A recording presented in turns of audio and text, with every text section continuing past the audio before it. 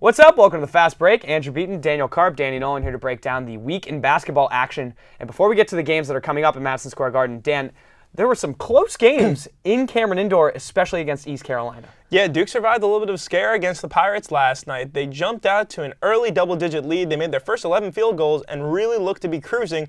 But then the wheels fell off in the second half. ECU was able to make it a game late. And one of the big sources of that was Duke on the offensive glass. They gave up 9 offensive rebounds in the first half, were outscored in second chance points 16-3 on the evening. And that's something that really bothered Duke throughout its first 2 games of the NIT season tip-off.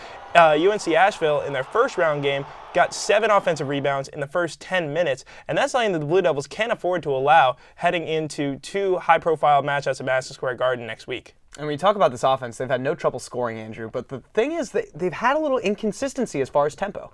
So you talk about that beginning of that game when Quinn Cook really set the tone. In the first half, 11 points, 7 assists as Duke made the first 11 baskets of the game. And he finished with a double-double, 14 points, 10 assists, but so much of that came early on, and when ECU made that run late, Quinn really disappeared. He missed a bunch of shots in a row and wasn't really pushing the ball and running the offense the way you want a floor general to in this sort of run-and-gun style. So they really need more consistent play from him so that he's getting Jabari Parker, Rodney Hood, Emil Jefferson under the hoop. He's getting them their opportunities and finding his own because he's also a good shooter. And that begs you to ask the question, looking at Quinn Cook's role in this offense this year, he's asked to become a little bit of a less traditional point guard in the fact that they're pushing the tempo, they're pushing the pace, and there are often times when, you'll let Rodney Hood bring the ball up, you'll let Jabari Parker bring the ball up, you'll let Rashid Suleiman bring the ball up if he's on the floor.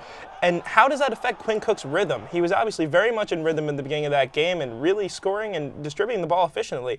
But can he sustain that for a full 40 minutes if he's not always getting as many looks? A very versatile and athletic team. And as they go to Madison Square Garden now, people are going to look at Jabari Parker. People are going to look at Rodney Hood. These are 2 guys that have had great seasons thus far. Give me a guy on Duke's roster that you think is going to have a great game in Madison Square Garden. I would not bet against Andre Dawkins to have a great game in Madison Square Garden. You remember what he did 2 years ago at the Champions Classic when Duke beat Michigan State for Mike Krzyzewski's 903rd win. He loves to play in New York. Duke feels very comfortable in New York. They play there almost every year. And Andre Dawkins has really been able to make the most of his minutes in these last couple of games. He's shooting the ball well. He's getting healthier. Coach K said he has some issues with his back. So he's a guy I'd watch out for.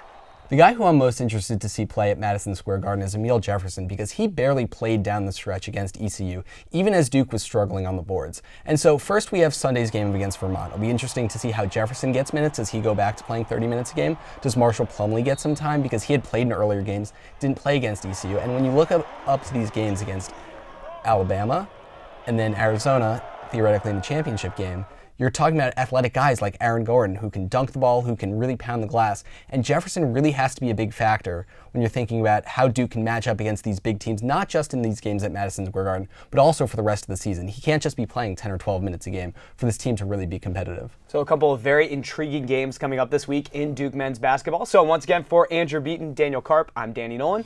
We'll see you guys later.